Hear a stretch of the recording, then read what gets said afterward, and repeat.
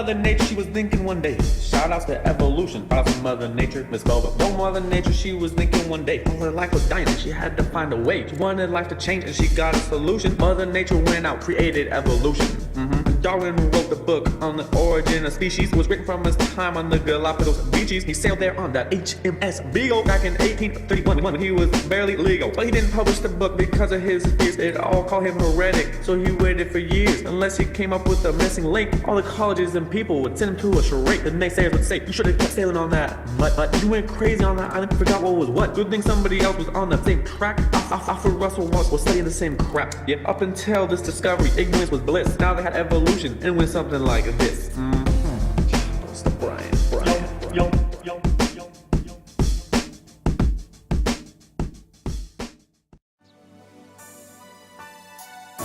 Let's say we got a bunch of birds and they're living on an island. Some birds turn out different if they live on the highland. The birds down low develop different traits, and birds with bad genes don't find mate, not make.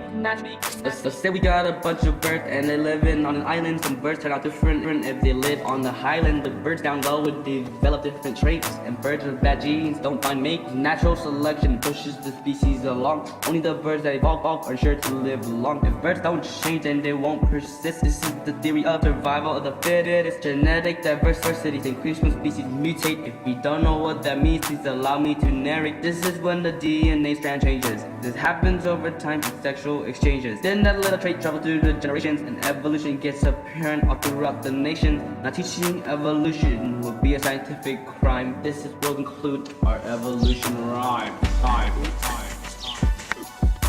Let's say we got a bunch of birds and they're living on an island. Some birds turn out different if they live on the highland. The birds down low would develop different traits, and birds with bad genes don't find mate. Let's say we got a bunch of Let's say we got a bunch of Let's say we got a bunch of Let's say we got a bunch of Let's say we got a bunch of birds and they're living on an island. Some birds turn out different if they live on a highland. The birds down low would develop different traits, and the birds with bad genes don't find mates, cause natural selection pushes the species along. Only the birds that evolve are sure to live long. Birds don't change and they won't persist. This is the theory of survival of the fittest. Genetic diversity. If you don't know what that means, please allow me to narrate. This is when the DNA strand changes. This happens over time through sexual exchanges. Then the little trait travels through the generations, and evolution gets apparent all through the creation. Now teaching evolution would be a scientific crime. This will conclude our evolution rhyme. Let's say we got a bunch of Let's say we got a bunch of Let's say we got a bunch of Let's say we got a bunch